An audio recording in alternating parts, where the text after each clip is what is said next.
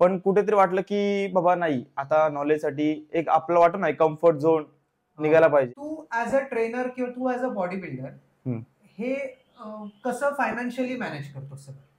लोक पैसे का द्यायला तयार असतात किंवा आयडियल पीटी ट्रेनर कसा असावा? Hi guys, welcome back to the channel. आजच्या पॉडकास्टमध्ये आपण गप्पा मारणार आहोत मिस्टर हितेंद्र कदम बरोबर. तो एक पर्सनल ट्रेनर आहे आणि जिम ट्रेनिंग हा बिझनेस तो कसा करतो आणि फ्युचरमध्ये त्याचे काय प्लॅन्स आहेत ह्याच्याबद्दल आपण गप्पा मारलेल्या आहेत. तर चलो लेट्स गो. तू कोकणातला आहेस. हो. कोकणात जिम ट्रेनिंग आणि बॉडी बिल्डिंगचं हे करिअर किंवा ही जर्नी कशी सुरुवात झाली त्याची? जर्नी म्हणजे सांगायचं गेलं तर पहिले तर मी कॉलेजला असताना, सो त्याच्या अगोदर मी स्पोर्टमध्ये असायचो, कबड्डी रनिंग वगैरे असायची. सो मी भरपूर बारीक होतो. सो वाटलं की जरा तब्येत करावी अशी वाटली मला. सो म्हणून मी जिम लावावी. जिम जॉईन केलं. पण जिम ही माझ्याकडून 8 किलोमीटरला होती. घरापासून जिम 8 8 किलोमीटर किलोमीटर आणि माझ्याकडे बाईक नव्हती. बाईक दूर. वगैरे जायचंच कसं? यायचं म्हणजे बसने प्रवास मी जिमला गेला होता. आणि सांगायचं गेलं तर माझं कॉलेज हे 6:45 म्हणजे 6:15 कॉलेज असायचं आणि माझ्या घरी बस ही बरोबर 7ला वगैरे यायची. 7ला. आणि माझ्याकडून 2 किलोमीटर पुढे तिकडे 6:30ला बस यायची.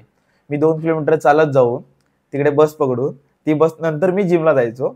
जिम मध्ये वर्कआउट केल्याच्या नंतर 2 लेक्चर बुडवायचो कॉलेजचे आणि त्यानंतर तिसऱ्या लेक्चरला जायचो. लेक्चर बुडवून जिम केलेला आहे. हो, बऱ्याच जणांनी केलेला असावं, त्यामुळे नवीन काही म्हणजे त्याच्या अगोदर कसं जिम जायच्या अगोदर कॉलेजच्या बाजूला जिम होती.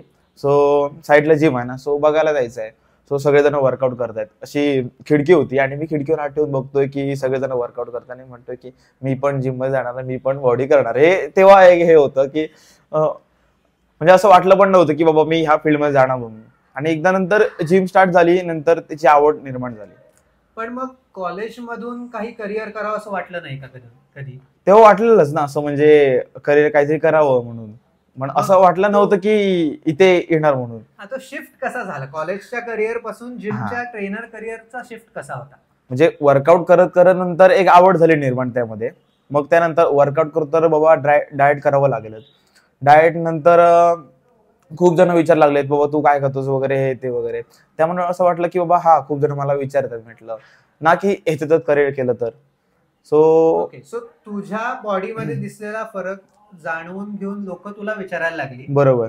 आणि त्यानंतर तुला वाटलं की अरे मग मी एवढं चांगलं करतोय तर याच्यात करिअर का नाही करायचं? बरोबर आहे. कारण का तेव्हा मित्र बघायचे बाबा याची एवढी म्हणजे वर्कआउट आतापर्यंत करतोय, कंटिन्यू वगैरे डाएट वगैरे करतोय. सो असं म्हटलं की नाही, आता ह्यामध्ये जरा अजून डीप नॉलेज घ्यायचं आणि लोकांना ट्रेनिंग द्यायची. एक प्रश्न सगळ्यांच्या मनात असतो की जिम ट्रेनरला काही स्पेसिफिक क्वालिफिकेशन असतं का? असतं. कारण काय, एखादा माणूस म्हणजे डॉक्टरकडे कोणतरी आजारी पेशंट गेला तर काहीतरी आजार आहे तो जाणून घेऊन नंतर डॉक्टर काहीतरी उपचार देईल. सेम तसं एक क्लायंट येणार, काय ना प्रॉब्लेम असतो की लिगामेंट इंजुरी वगैरे असतात वगैरे, किंवा ट्रेनरला जो कोर्स असतो त्यामध्ये बोन, मसल, हार्ट पूर्ण प्रॉपर शिकवतात. त्यामध्ये कुठला एक एक्झाम्पल कोर्स? मी IFSA केलंय. तुझा एक कोर्स झालेला? माझा एक कोर्स झालेला आहे. असे भरपूर असे आहेत, KLN वगैरे भरपूर असे कोर्स आहेत वगैरे, ऑनलाईन पण भरपूर आहेत. तसं नंतर ऑनलाईन ट्रेनिंगचा कोर्स होऊ शकतो पण माझा प्रश्न, मी काही जज नाही करत. नाही, ते होऊ शकतो, फक्त प्रॅक्टिकल साठी तुम्हाला जावं लागेल त्या. कारण काय वर्कआउट फॉर्म वगैरे जो असतो ना, सो तो डेमो दिल्याशिवाय असं जमणार. जिम किंवा फिटनेस इंडस्ट्रीमध्ये खूप पेशन्स आणि डिसिप्लिन फॉलो करायला लागतो. मे बी इटिंग, डाएट मध्ये असेल किंवा एक्सरसाइज मध्ये असेल. सो तू स्वतःसाठी आणि क्लायंटसाठी हा डिसिप्लिन कसं मॅनेज करतोस? डिसिप्लिन सांगायचं गेलं तर एक तर क्लायंट असतात, सकाळी ट्रेनिंग माझी स्टार्ट होते. सकाळी ते संध्याकाळपर्यंत कंटिन्यू ही ट्रेनिंग माझी असते. सो डाएटचं म्हणायचं गेलं तर सकाळी निघताना मी पूर्ण प्रॉपर दिवसाचा डाएट घेऊन मी पूर्ण आले त्याला हेच विचारत होतो, त्याची बॅग खूप मोठी आहे, त्या सगळ्या बॅगेत भरलंय का? म्हणजे बॅग मध्ये असतात काय ना काय माझ्या असतात वगैरे. सो म्हणजे प्रॉपर कसं मी 2-2 तासानंतर काहीतरी काय खातो. आणि मग तू हे क्लायंटचं कसं सजेस्ट करतोस मॅनेजमेंट त्यांची लाईफस्टाईल कशी असते त्याप्रमाणे, त्यांचं जॉबचं रुटीन वगैरे डेली कसं काय त्यांचं असतं त्याप्रमाणे. प्रत्येक पर्सनला वेगळा वेगळा डाएट, हो वेगवेगळा डाएट असतो, वेगळा वेगळा प्लॅन तुला करून द्यावा लागतो. आणि म्हणजे फॉर एक्झाम्पल जॉब आणि बिझनेसमन याच्यामध्ये काय फरक असा असू शकतो डाएट किंवा रुटीन? म्हणजे जे जॉब करतात ते पर्टिक्युलर एक टाइम त्यांचा असतो की एक 8 तास त्यांचं काम असतं वगैरे. पण बिझनेसवाल्यांचं कधी पण उठून काम करावं लागतं किंवा कधी पण रेस्ट असतो, त्याप्रमाणे त्यांना सांगतो मी. एक्सरसाइजच्या रुटीन बद्दल काय सांगशील? रुटीन म्हणजे एक्सरसाइज दररोज करायला लागतो गरजेचं आहे. हो बरोबर, ते तुम्ही पण करता.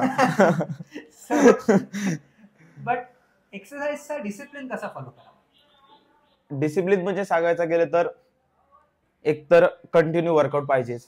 कारण काय, वर्कआउट जर नाही केला तर त्याचं तुम्हाला काय माहित आहे, अजून काय सांगायची गरज? म्हणजे कसं लोकांना जर वर्कआउट एखाद्याने सुरू केलाय तर तो का त्यांनी रेग्युलर कंटिन्यू करावा? ओके, त्याच्या हेल्थसाठी.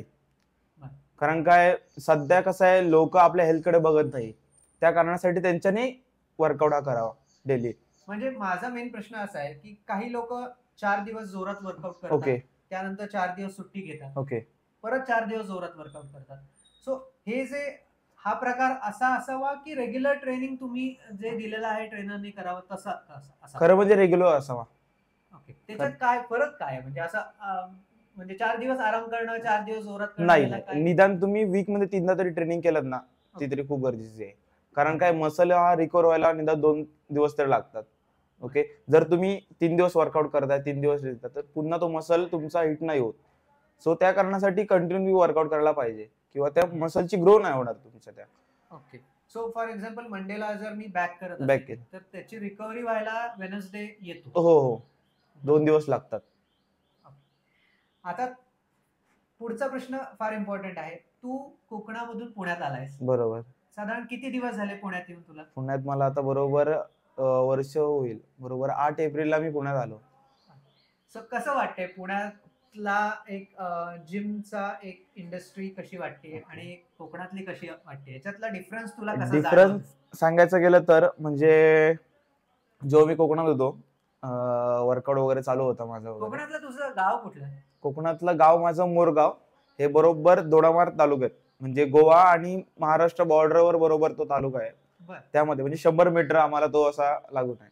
सो तिकडे कोकणी पण असते आणि आमची मालवणी. सो कोकणी पण जमते मला आणि मालवणी पण जमते. सो दोन्ही, कारण का माझा जन्म हा गोव्यातला आहे. सो त्यानंतर तिकडे वर्कआउट वगैरे प्रॉपर वगैरे चालू होतं वगैरे, ट्रेनिंग वगैरे. पण कुठेतरी वाटलं की बाबा नाही, आता नॉलेजसाठी एक आपलं वाटत नाही कम्फर्ट झोन निघायला पाहिजे आणि माणसातून निघायला पाहिजे कम्फर्ट झोन. नाही, इनफॅक्ट मी डेफिनेटली सांगू शकतो की कम्फर्ट झोन मध्ये अडकणं हे one of the biggest sin I would call. Because त्यात एकदा अडकलात की तुम्हाला वाटतं तेच तुमचं जग आहे. मी असं म्हणू शकत नाही की पुण्यात सगळं आहे, बट तू कसं बाहेर पडलास त्यातनं तू सांगू शकतो? तर की ठरलं की नाही आता नॉलेजसाठी बाहेर पडावं. सो त्यानंतर ठरलं की मुंबईला जायचं, कारण काय पुण्याचा आणि माझा काय संबंध नव्हता, कारण मी पुणे कधी बघितलंच नव्हतं. की मुंबईला तुझे कोणी रिलेटिव्ह? माझी फॅमिली मुंबईला असते. ओके, सो ठरलं आता मुंबईला जायचं. आणि नंतर अचानक असं मनात आलं की नाही बाबा पुण्याला जायचंय, की पुणे कधी बघितलंच नाहीये, की जाऊन तरी बघूया, स्ट्रगल हा काय असतो ते करून बघूया. सो त्यानंतर माहित नाही मला, अजून पण माहित नाही पुणेचा रूट काय, काही नाही. फक्त रात्री बसमध्ये बसलं, डायरेक्ट पुण्याला स्वारगेटला उतरायचं. तिकडून ऑटो पकडली, डायरेक्ट कोथरूडला टच. सो त्यानंतर पुण्यात आलो मी. त्यानंतर पुण्यात आल्याच्या नंतर मी जिम शोधायला वगैरे लागलो वगैरे. सो नंतर एका जिम मध्ये थांबलो, नंतर माझा कोर्सेस वगैरे स्टार्ट झाले वगैरे. सो त्यानंतर अशा प्रमाणे.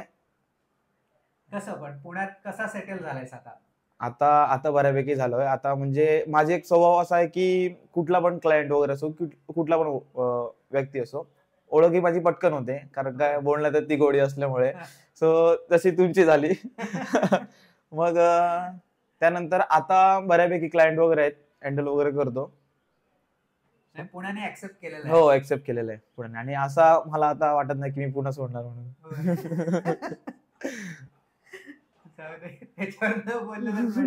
सो बॉडी बिल्डिंग असो किंवा जिम ट्रेनिंग असो, हा बिझनेस नाही म्हणलं तरी कॉस्टली आहे. बरोबर. तुम्हाला डाएट मेंटेन करायचंय, चांगली जिम लावायची, चांगला ट्रेनर लावायचा आहे. बरोबर. सो तू ऍज अ ट्रेनर किंवा तू ऍज अ बॉडी बिल्डर हे कसं फायनान्शियली मॅनेज करतो सगळं? फायनान्शियल म्हणजे बघायला गेलं तर डिपेंड माझ्या कामावरती. मी पीटी वगैरे घेतो, तुझी पर्सनल ट्रेनिंग आणि जॉब पण चालू असतो. जॉब आणि पर्सनल ट्रेनिंग म्हणजे माझं तो एक कामच झालं, ते एक कामच झालं ते माझं. सो त्याच्यातनं तुझं फायनान्शियली तू कसं साऊंड झालायचं आणि तुला काय एक्सपिरियन्सेस आहेत त्यातनं? ओके, आता सांगायचं गेलं तर मी जिम मध्ये आहे. सो जिम मध्ये मी जर पर्सनल ट्रेनिंग घेतोय तर त्यामध्ये मला त्यातले 50% हा कंपनीला रेशो द्यावा लागतो जिमला द्यायला. आणि जर मी फ्रीलान्सिंग करतो तर तो त्यातला फक्त 30% रेशो मला जिमला द्यावा लागतो, असा विषय असतो. आणि जर मी होम ट्रेनिंग घेतली तर फुल 100% तुला. हो. मग ह्यातला जो असा टक्केवारी जर आपण पकडली तर आता तुझ्याकडे टक्केवारी कशी आहे? टक्केवारी बघायला गेलं तर सध्या माझ्याकडे 50-50, जिम मध्ये 50-50 आणि जे काय होम ट्रेनिंग आहे ते डायरेक्ट फुल पेमेंट हा माझ्याकडे असतो. बरोबर. कसं आता तुला त्यातनं ह्या सगळ्या आता करिअर तू एक निवडलेला आहे ट्रेनर म्हणून, बरोबर, त्यातनं तुझी फायनान्शियल कंडिशन तुला कशी वाटते? साऊंड वाटते का की अजून भरपूर करण्याची गरज आहे, किंवा तू एक ऍव्हरेज सेटल झालेला आहेस आता? सेटल तर माणूस कधी होतच नाही, असतो. ही एक वन ऑफ द क्वालिटी आहे सांगण्यासारखी. मी म्हणू शकतो की स्वतःला आपण सेटल्ड असं समजलो की तिथे एक तुमची स्टॅग्नन्सी येते, एवढं डेफिनेटली आपण म्हणू शकतो. सो आता तुझी आत्ताची पोझिशन किंवा तुला आतापर्यंत केलेल्या बिझनेस मधून तू काय सांगू शकतोस या बाबतीत? तुझ्या एक फायनान्शियल कंडिशन बाबतीत असं म्हणण्यापेक्षा तुझी एक बिझनेस मधली स्टॅबिलिटी बद्दल आपण विचारतो. स्टेबिलिटी म्हणजे आली, भरपूर आली. कारण काय मी काम करता करता शिकत गेलो. कारण काय कुठेतरी मी फक्त एक कोर्स करून नाही की बाकीची पण इन्व्हेस्टमेंट वगैरे चालू आहेत माझ्या गोष्टी वगैरे. कारण काय मी स्वतःला पण मी अपडेट करत आहे. सो अजून कोर्सेस मी ऍड करतोय माझ्यामध्ये, त्याप्रमाणे मी माझी फीज मध्ये वर पण चेंज होतोय. कॉन्स्टंट डेव्हलपमेंट पण ह्या फील्ड मध्ये आहे. जिम ट्रेनिंग मध्ये तुम्ही जर ऍडिशनल म्हणजे ऍडव्हान्स कोर्सेस करत गेला तर डेफिनेटली तुम्ही हायर क्लायंट्स घेऊ शकता. बरोबर. ओके, आता एक प्रश्न सगळ्यांच्या मनात असतो. काही जिम ट्रेनर्स असतात जे 5,000 रुपये महिना चार्ज करतात, ओके, किंवा 7,000 रुपये वगैरे महिना चार्ज करतात. बरोबर. काही सेलिब्रिटी ट्रेनर्स पेक्षा सुद्धा साधे नॉर्मल जिम मध्ये पण काही ट्रेनर्स असतात जे लाखभर रुपये, 5 लाख रुपये, 10 लाख रुपये पण चार्ज करतात. बरोबर. तर हा जो डिफरन्स आहे अगदी 5 लाख पासून 5,000 पर्यंत, ओके, हा कशामुळे येतो? एक ट्रेनर मधली क्वालिटी, ओके, त्यांच्याने केवढे सर्टिफिकेशन वगैरे केलेत, केवढं नॉलेज घेतलं, त्याच्यावर डिपेंड असतो. आणि डू यू थिंक की अमाऊंट ग्रो होत जाते पुढे पुढे? हो, होते. मग ही ग्रो होण्याचं रिझन हे नेटवर्किंग थ्रू असतं? म्हणजे तुझं एक नाव झालं, आता हितेंद्र फेमस झालेला आहे पुण्यात किंवा कोथरूड मध्ये जिम मध्ये, तर जर आज तो 10,000 घेत असेल तर उद्या 20,000 घ्यायला लागेल. बरोबर. अशा ह्यानी येते ती स्टॅबिलिटी किंवा ऍडिशनल इन्कम, की कुठल्या वेगळ्या पद्धतीने?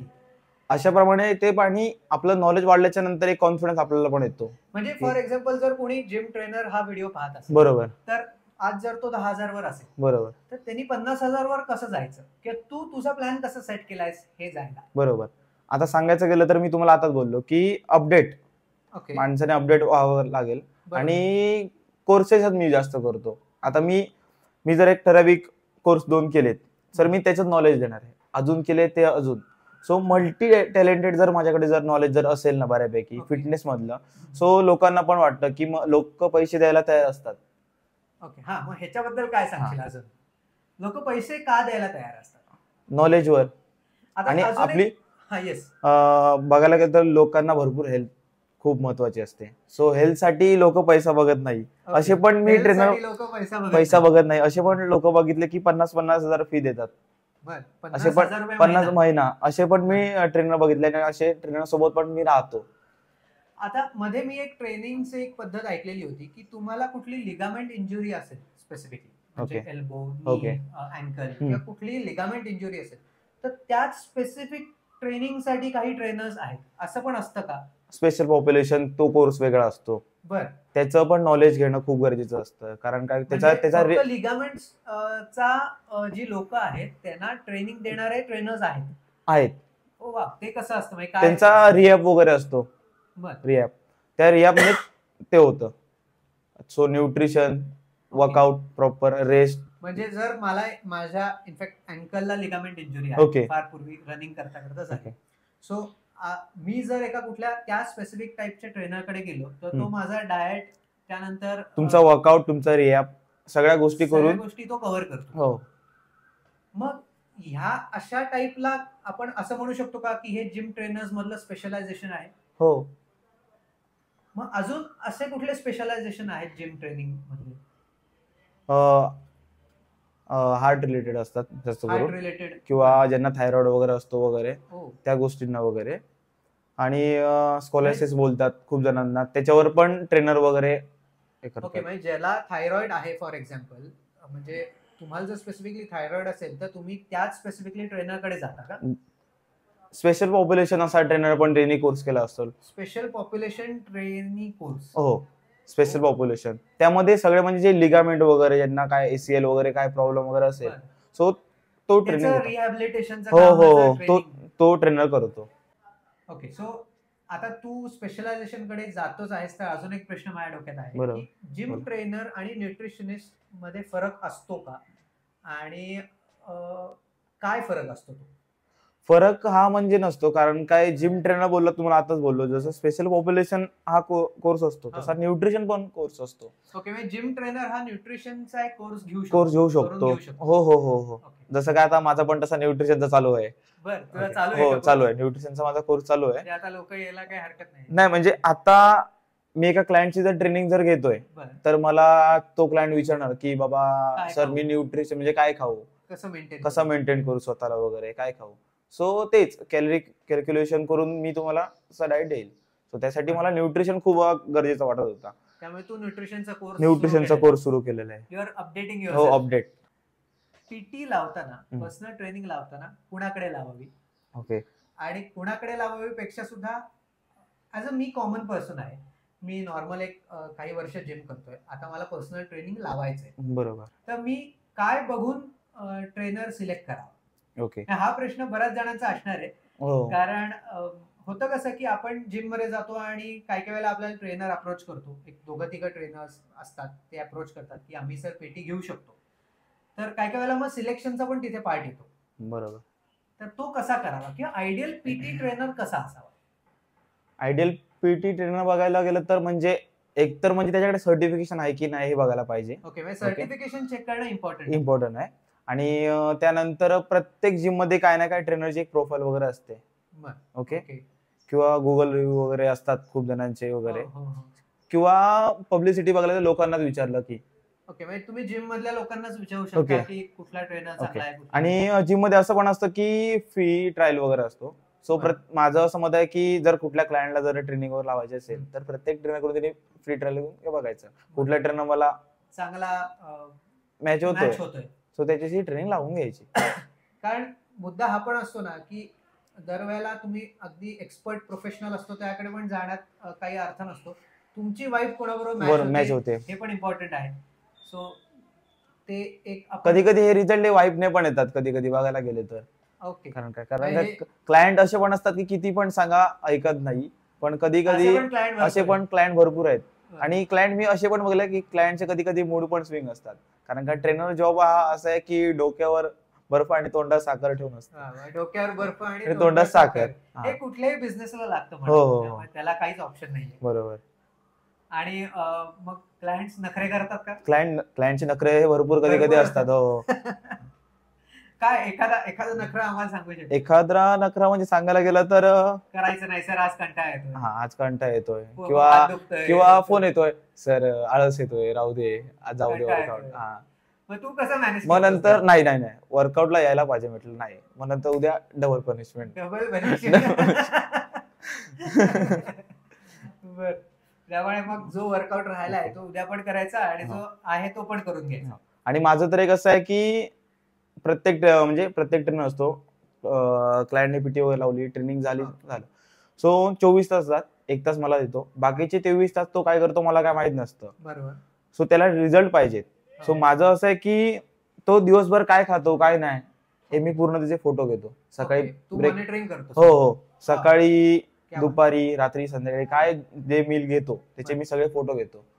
Wow, this is a good aspect. कारण होतं कसं की तो जसं म्हणलं तसं की 24 तासातले 1च तास ट्रेनर बरोबर असता तुम्ही, 23 तास तुम्ही काय जर बाहेर करत असाल जाऊन तर त्याला कसं कळणार. बरोबर. This is a good way of monitoring. कारण असे पण क्लायंट असतात की हा सर मी डाएट करतो आणि नंतर वडापावच्या गाड्यावर खाताना दिसतात. असे पण क्लायंट मी बघितलेत भरपूर. वडापावमध्ये खूप कॅलरीज भरपूर, त्याला डेन्स कॅलरीज बोलतात. दिसायला छोटे पण ते कॅलरीज भरपूर असतात. म्हणजे आपला दिवसभराची जी मील जे असतात त्या तेवढे ते कॅलरीज असतात. कट केलं पाहिजे आपण.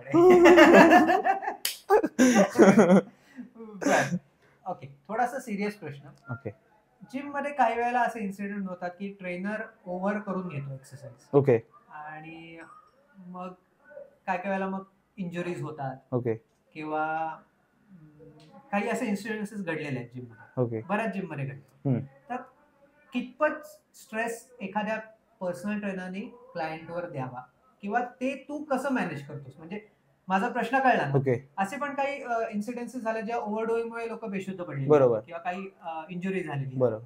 तर ते तू कसं म्हणजे एक म्हणजे कसं ओळखतोस तू क्लायंटचं. बेशुद्ध पडायचं म्हणजे काय माहिती आहे, वर्कआउटच्या आधी त्यांच्यानी तो प्री वर्कआउट मील केला की नाही. मी माझ्या क्लायंटला सांगतो की वर्कआउटच्या आधी 45 मिनिट आधी काहीतरी खाऊन या. कारण काय तुम्ही जर उपाशी पोटी वर्कआउट करताय तर तुमचा घाम येतोय, तुमचा ग्लुकोज लेवल डाऊन होतोय, तुम्हाला चक्कर येणारच.